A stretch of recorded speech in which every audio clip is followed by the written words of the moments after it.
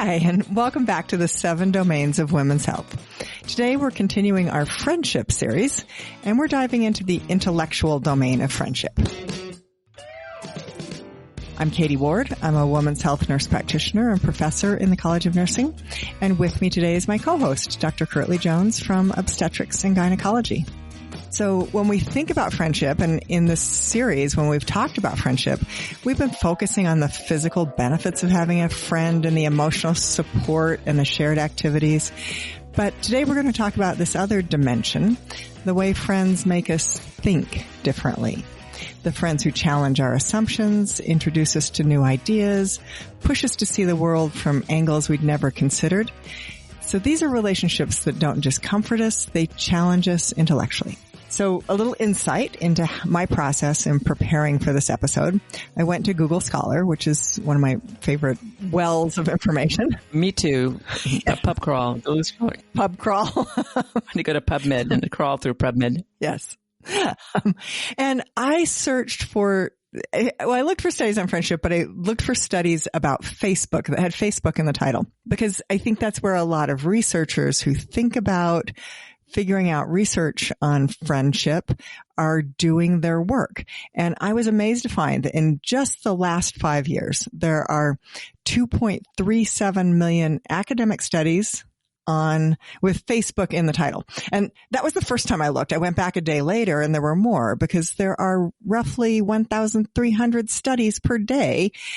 Now, whether this really tells us something about friendship or not, we can talk about.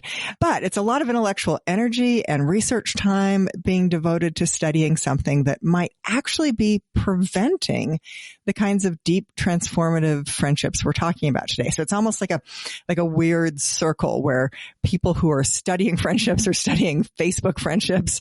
And meanwhile, that very platform it's not the real friendship, and it's substituting for those in real life friendships and being manipulated by the platform itself. So it kind of concerned me a little bit that that's where the study is going on. I don't know, Curly, what do you think?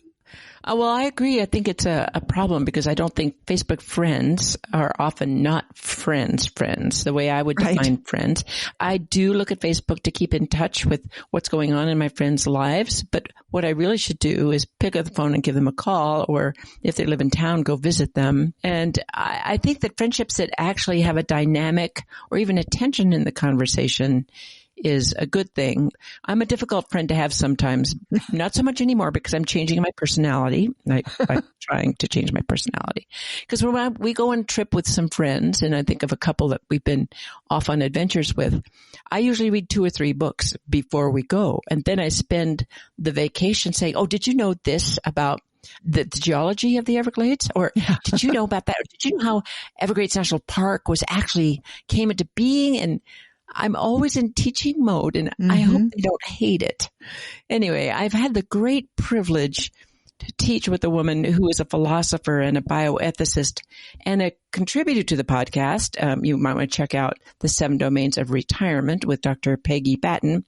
And I have to explain to the students in the class when we teach that I am by training and perhaps by temperament a surgeon. So imagine a circle, which is the problem, and draw an arrow right through the circle.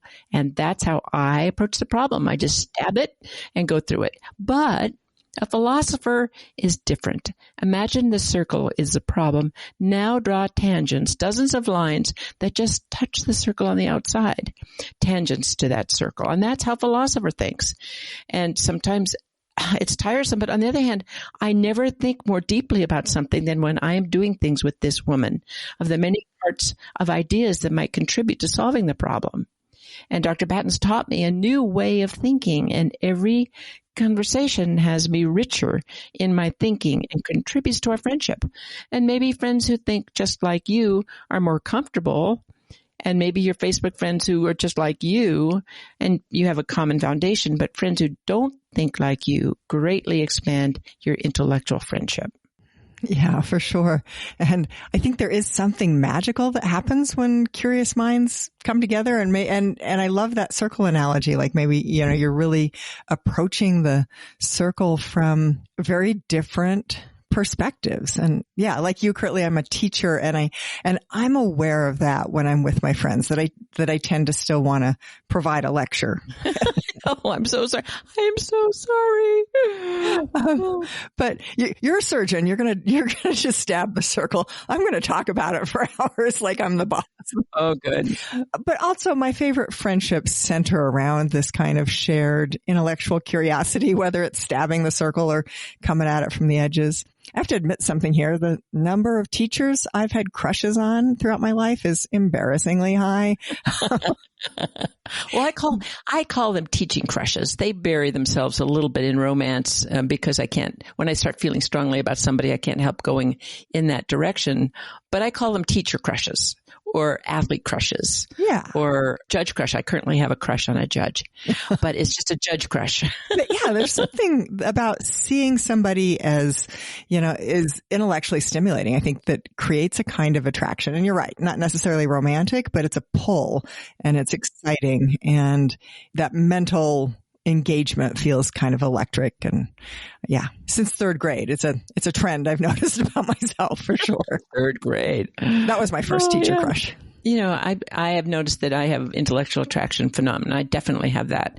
And it's a crush. And just in the way you described it, it draws me to them, even from a distance. And they don't know anything about me. I just watch this person's brain work in real time. And in fact, in my friendship life, I have been attracted to the friendship by other person's mind. In fact, as I become older, I'm deeply attracted to a person's aura or gentle calm. So I'm not so, deeply attracted to their mind and now more to their calm because it feels like the world is a little chaotic and sometimes a gentle calm isn't always present in a very active mind. But certainly in my past, it's been about how the person thinks. Yeah. Well, I think one of the powerful ways that friendships develop is the shared learning experiences, or maybe it's just shared experiences. And for me, it's been learning so far, but book clubs and taking classes together and working on creative projects and these can even be, sort of just fun, whimsical projects. I've made parade floats and made great friends. And there was nothing intellectual really about that. But they are activities that are kind of, brainy bonds. And I think, maybe it's one of the reasons that it's easier to make friends in school when you're learning together and you're struggling with a new concept and even book group. You're challenging each other as you kind of have different experiences with the same material. So there's a bit of shared vulnerability of not knowing or being confused, and especially of having your mind changed. Well, I'm going to just say here, because I belong to the Wordsworth Book Club, and we did a 7 domains of book clubs. And there are times that we have strict rules in this book club. Everybody has to read the book, and then they have to present what they thought about it and give it a rating. And there are sometimes people have very different feelings about it. And if you put the book out there as a recommendation and someone shoots your book down, I really like to hear why they thought it. And it tells me something more about the book and it tells me something more about them. Yeah. So I think that's the best part of book club is when we don't all love the book. Yeah, for sure. I actually left a book club once because they read so many novels and I don't have time for novels, which probably told them a lot about me. I want history and memoir. I should give novels another try, shouldn't I? No. Back in the emotional domain, we talked about some research by Jeffrey Hall, and actually it was that process of getting ready for that podcast that made me discover this researcher who does a bunch of really interesting research on friendship. He found that it takes like 11 interactions before someone starts to feel like a friend. How about one interaction for 11 hours? Or one interaction. You meet somebody and then you spend all afternoon talking. Yeah. Does that count? It might, although there's some other research that says it takes 200 hours. Oh. So I don't know how long these 11 interactions were. I'll have to dig into this a little bit more. But I do think something like, grappling with a difficult idea or just disagreeing, maybe that speeds that up and makes it more meaningful. So yeah, maybe 11 hours. But the point is, like the first time you see somebody just for a minute, like doesn't a friendship make. And so I think it takes time and investment. I think that there are those friends who expand how we see the world, and especially, who come from a different cultural background or different political views, or whose life experiences are vastly different. All that just feels so important to me right now, to make connections with people who challenge my own assumptions. It's just so easy to stay in our own bubbles. And I think that's, again, one of the things that worries me about social media is we're curating our news feeds, and we're curating what we choose to see, like whether we're doing it or the machine's doing it. Like, I get really reinforced in my own bubble, and I'm really aware now more than ever how important it is to step outside of that. And like you were saying, kind of meet people with the calm and the aura and the feelings that they provide us. We choose our own neighborhoods. We even pick our own podcasts. Of course. But, I've been feeling that like I can spend a lot of time alone, and I've got a podcast with me all the time. And so I sort of don't feel alone, but I'm really only continuing to listen to, the things I already agree with. So I think friendships that require intellectual humility and willingness to admit that our own perspectives are limited or that we might be wrong, that's really important to help us grow. Well, I don't choose podcasts that are going to upset me because they provide a very different point of view. And sometimes they do it very stridently because I'm not in the presence of that person. So I can get to like that person, so I can listen with more humility. And sometimes there are differences in what we know, and I'm putting that in quotes, in what we believe to be true. And that can lead to a falling out among friends, real friends, not Facebook friends, or maybe Facebook friends. Maybe it's easier on Facebook. Yeah. We hold on to what we believe to be true. And when our friends hold another truth very dearly, that can hurt and people get angry. So what do we do about that? And first, I think, is some soul searching. I mean, when you're angry with a friend or you just don't want to see them anymore because they hold a truth that's different than your own, try to figure out why this makes you feel bad. And is it just a difference of what we hold true? But what we hold true is often a cord about our identity, and we feel personally attacked, even though they aren't really attacking you, but maybe the way they think. And often the other person can feel that their identity is attacked too.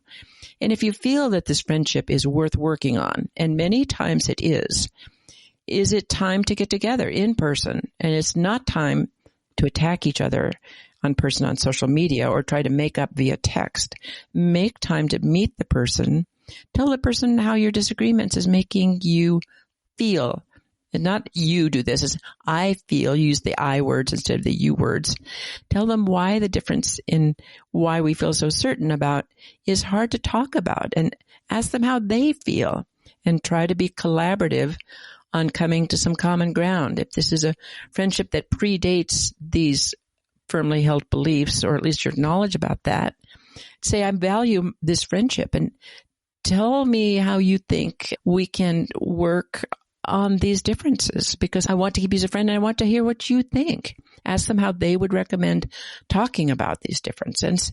And it's often right to apologize if hard words have been spoken on both sides. You don't have to apologize for your point of view, but if you said words or actions that would have been hurtful, you have to take on the burden of blame for that. You don't have to take on the burden for everything, and you don't have to necessarily negate your own position. But hurtful words, hurtful actions are worth apologizing for. And work together about how you can talk about your differences without feeling attacked. Or both of you talk about what you've learned from the other person and how you value these conversations because it's helped you think bigger. Or maybe agree to disagree and don't talk about these foundational issues in the future.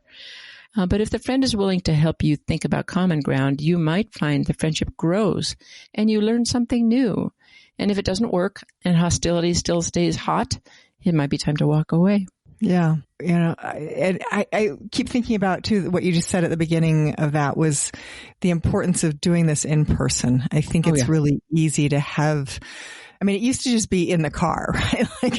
Like you flip somebody off in a car, which I would never do that in real, if I was face to face with them. But somehow the privacy of the car, my bad side came out. And I think that's a lot of what's happening on social media so much is it's easy for the worst of you to come out and you feel a little bit anonymous, and being face to face with somebody that you love. And I think that that's an important ground rule for working out those kinds of conflicts. And I do think that the best intellectual friendships create space for those difficult conversations. And, being vulnerable is a part of what makes that relationship important to you, is it's a place where you can be vulnerable. And so being respectful and listening and caring about where your friend is coming from is important.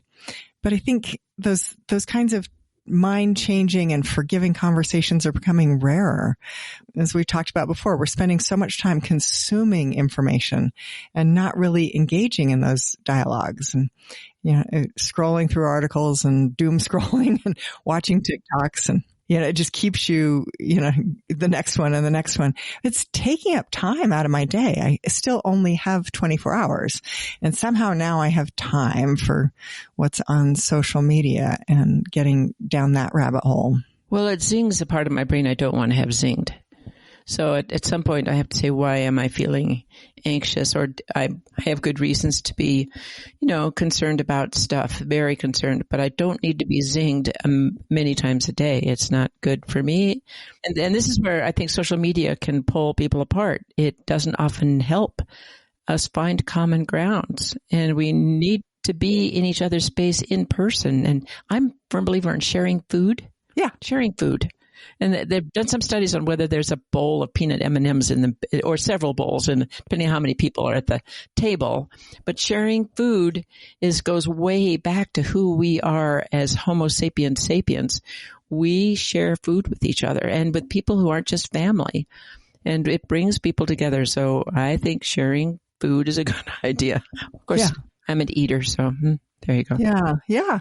No, I agree. I think the food part's important. And I mean, everybody eats, right? Most everybody eats. I think, the thing about social media, like I might do that with food. So maybe that's my problem, sitting there by myself with a bag of potato chips. Potato chips is better than peanut M&Ms though. Yeah.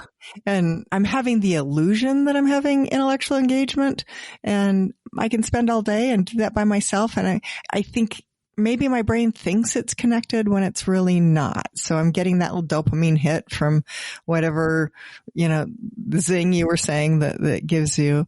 The thing is it's mostly passive consumption, and it's not the back and forth that builds real intellectual friendship. And, worse, it's just confirming whatever biases I already had. So I think this is if nothing else, this is a shout out for the importance of friends that challenge you. And that, it might mean that sometimes there's conflict too, but the fact that you have a friend that challenges you is valuable. And of course, all this is taking place where there's sort of a friendship recession going on. Maybe it's social media, maybe it's just the time in our lives, but we do know that making friends as adults is harder. We've talked about this a little in previous episodes, but there's so many things. Your career is at its peak. Your caregiving responsibilities might also be at its peak at the same time your career is. You're moving in the same circles all the time, and it's exactly the time when you need intellectual stimulation, but maybe almost feel like you don't have time for it. There's an author, Mel Robbins, who talks about it this way, and I kind of like her framework. She talks about 3 pillars of friendship. So one being proximity, one being timing, and one being energy. So are you in the same space with people? And there's challenges about, friendships at work. You might have a lot in common with the people you work with around what you do, but you might all be at different stages in your life. So that's where the timing comes in. If somebody's young and at the beginning of their career, and somebody else is really busy with raising children and balancing family responsibilities, that even though you spend time together, you're in proximity, your own timing in terms of spare time to make friends and energy is elsewhere. So I think there are, a lot of things that contribute to whether or not, you can make a friend just because you're in the same context. Some of my best conversations have been on car drives across country with friends. So there's something about being in the car you're kind of in a confined space. And a favorite story is my little brother drove across country with me and a friend of mine and my husband's friend and I were sitting in the front seat and sharing the driving.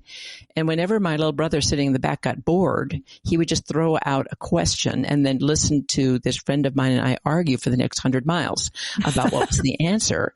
But there is something about the safety of a confined space, and we don't, we fly, and I guess people do have long conversations on flights sometimes, but there's something about being in a car as part of my life. Anyway, I always recommend for parents, if they need to have the talk with their kids, they do that in the car. Yeah. Because then they can't jump out. At least you have that long. Well, I've had wonderful growth in myself and in my own intellectual growth when I reached out to someone who's been distanced by space-time or political or religious beliefs, someone who's distanced from me. And this may be a person who was a great, true friend when we were young and politics and religion weren't part of our friendship. We were just kids, or we were just college kids. And then when you want to connect, start with what they are doing. How is their family? Tell stories about your memories of when you were friends together. Find out what's important to them these days and be a good listener. And I think that's been a good way for me to renew friendships without the hot button of different political views, which we can get to later. Maybe is the one great thing about Facebook is I've managed to maintain a thin string to friends that I would assume had completely forgotten who I am, wouldn't remember me. And minus that on my birthday once a year, all kinds of people hop on to tell me happy birthday and I think, oh, I can't believe you remember me. So I think it does provide a easy way to stay in touch with some of those old friends. And that happens every year that somebody who I didn't expect to hear from says happy birthday. And I think, oh, I'm going to make an effort to reach out. At the same time, I think, not all friendships work out. Some friends challenge each other and they sort of cross the line into being argumentative or dismissive, and the connection isn't balanced. Maybe you're like me. I'm that one person always teaching. I can think about one friend I did a long car trip with, and I think she probably got out of the car and thought, oh my God, if I never have to listen to you again, Katie, it will be too soon. So, yeah, I think that, there is a real question about when to end a friendship.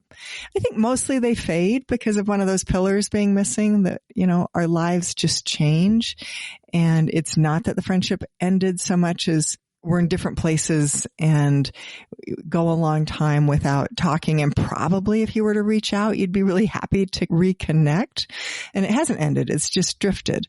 Sometimes, as you were talking about before, you do need to actively end a friendship. Somebody who makes you feel stupid or dismisses your ideas or, turns conversations into an argument, or you just need to set boundaries when someone's making harmful choices, then yeah, it might actually be time to end a friendship. And I think that's where, at least for me, some kind of therapy is helpful to make sure I'm doing the right thing and that I understand why I feel the way I do. But therapy can be helpful to figure out, when a friendship's run its course and we're just not in the same space and energy anymore. And when it's, truly toxic, and better for my mental health to end that.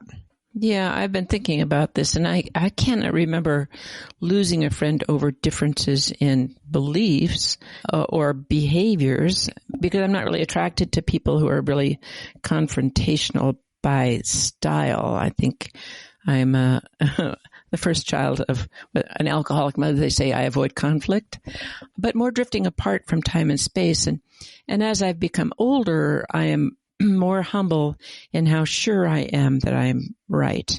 Yeah, yes, if there are any listeners who knew me 30 years ago, I was always sure I was right. And of course I was, but I value connections over being right now most of the time. But don't get me started on public health. So that's not a topic I'm really willing to bend over on.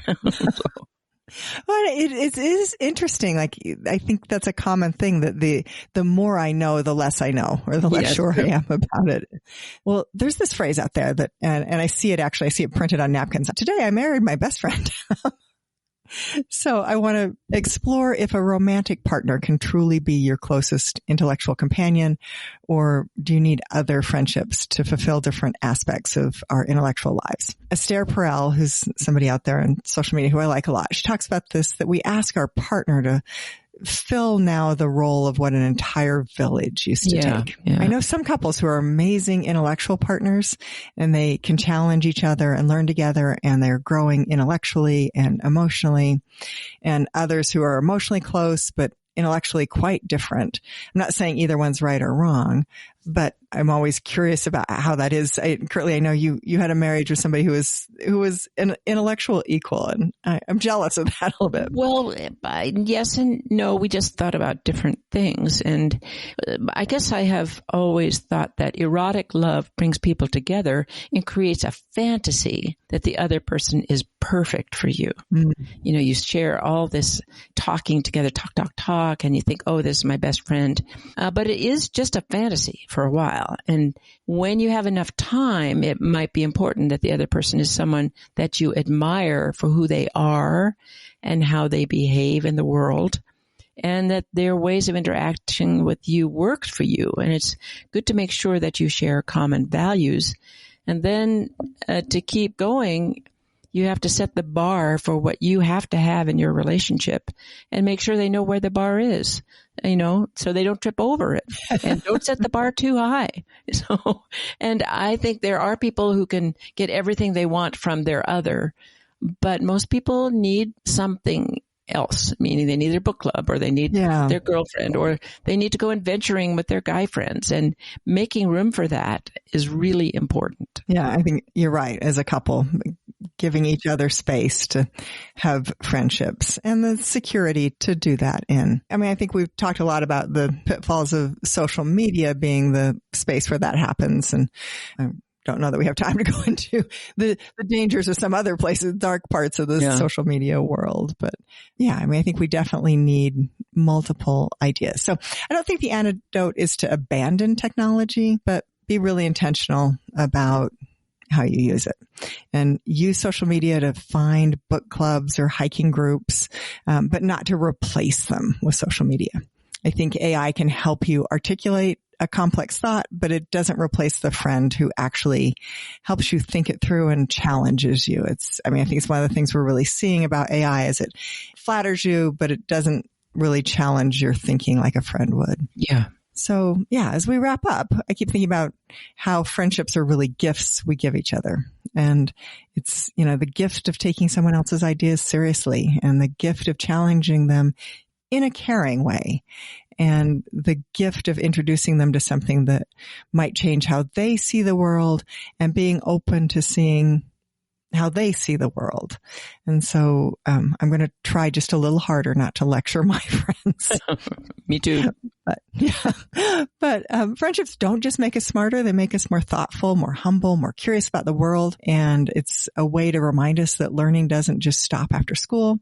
We can continue to grow at any age, and that also some of our most cherished assumptions might be worth questioning. So in a world where we're drowning in information but starving for intellectual connection, friendships are even more precious. And they're the antidote to these echo chambers that we find ourselves in, and the cure for loneliness, and the path to continued growth. Yeah, and I would say I would go back to being a good listener. Genuinely care about this other person. I mean, if you're friends, hopefully you care about their personhood, about their lives, and hopefully you're curious. You're as curious about them as the topic that you're thinking about, and listen to their stories. Just listen to their stories. And thank you for listening to our story. As podcasters, we hope this gives you something to think about, maybe even something to discuss with a friend who makes you think differently. You can find all our episodes of the 7 Domains of Women's Health anywhere you get your podcasts, or at Women's 7. So that's women's, the number 7.com. And maybe if we've done our job right, this conversation itself becomes one of those intellectual exchanges that shifts how you think about friendship. That would make us happy indeed, because at the end of the day, the best conversations are the ones that leave you a little different than when you started.